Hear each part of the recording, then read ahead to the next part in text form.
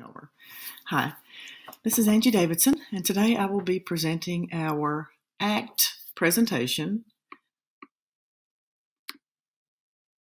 Our ACT team consisted of Melissa Roark, the principal, myself, Angie Davidson. I'm the middle school science teacher and also the gifted and talented coordinator, and also Dixie Combs, who is over the FRYSC. Just a little bit about ourselves. We are a K-12 school in Jackson, Kentucky. The elementary school portion, you can see up there, is named after Herbert Spencer.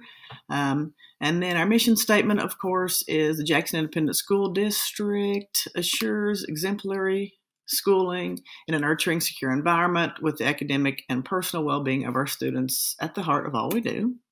So our problem of practice, and I'm sorry, I'm just moving this window around a little bit. Our problem of practice was the Jackson Independent School District will initiate an elementary academic action plan to increase rigor and achievement in grades K through 5, focusing more even on grades K through 3. We did a lot of strategies. We had a lot of different strategies. You can see those listed on the screen. We had Gear Up. We had tutors through Gear Up, supplemental materials in math and ELA for 3 through 5. We did strategic PLCs. We used our ACT strategies from last year because last year our ACT plan was to implement some literacy strategies school-wide, and we have been working on those. We use Moby Max, Buckle Down. We use a lot of resources from Carol.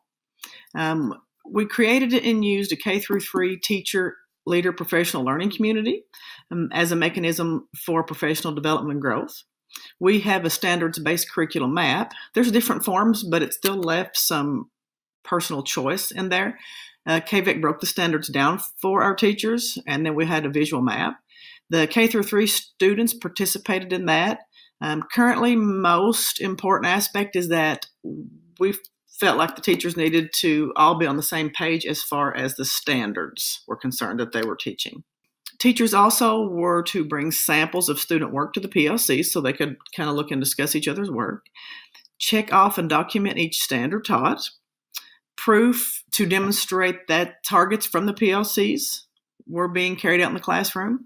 They met each week for 60 minutes.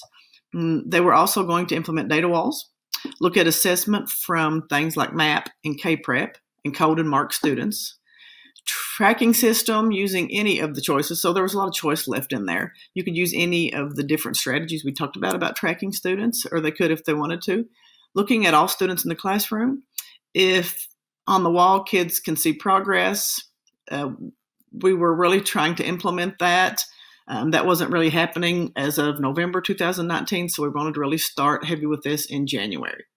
Focus strategy and implementation. The elementary students at Jackson have relatively lower achievement scores than the secondary students, so we were trying to figure out the why of that and work on that. And the school does not have a core curriculum for kindergarten through 3rd grade, so kind of everybody was just kind of doing their own thing, so we thought that could be part of it as well, and it would probably be better if we were kind of more on the same page. What will teachers do to advance the outcome of this goal? The teachers would bring samples of student work to their PLCs so they could, look at each other's and kind of discuss those. They were going to, of course, implement data walls, check off and document each standard taught with work samples, visit schools currently using the desired strategies, require students to keep data notebooks, and then, of course, implement a lot of the resources that we got from Carol. The principal will monitor progress to ensure teachers submit work in the assessments, provide teachers with needed resources, and provide time and subs for those school observations or work time, if that were to be the case. What will district administrators do? The curriculum specialist will visit 2 times per week, work with teachers in their programs, such as Gear Up, to ensure teachers are getting the needed resources. And then we also offered a lot of resources, even doing our ACT project from last year, the implementing the literacy strategies. We also made sure everyone had all those strategies, and we just focused on one a month, or sometimes it was a month or less, just depending on how difficult of the strategy it was. And we offered a lot of help for those as well. What were we using to measure? The improvements in K-Prep, that's what we were hoping to measure, used to be a measure. So far we had MAP in-house, so we were also going to use that. And just student preparedness for middle school. Just once they kind of moved on, it was more anecdotal, but also just kind of what teachers felt at that level. Could they see a difference in these strategies that we were using? Data-informed decisions. After completing MAP during the winter session, teachers were currently working together to analyze current standards. Of course, due to budgetary constraints, instructional tools were limited. Through Gear Up, though, and ACT, the school will be purchasing a new reading program for the elementary. And then we will also be purchasing data notebooks and other instructional materials to aid in rigorous instruction and development. If anyone would like any more questions, you can see our contact information. Also, just another note on that. Of course, sadly, we didn't get to utilize, get it to kind of push it to the end and get our data from the testing for next year. But this is definitely not something that will be just kind of dropping. This is a really serious, important need of our school. And so we'll be looking forward to kind of not really starting completely over, because I feel like we were doing a lot of great strategies through the work with this program.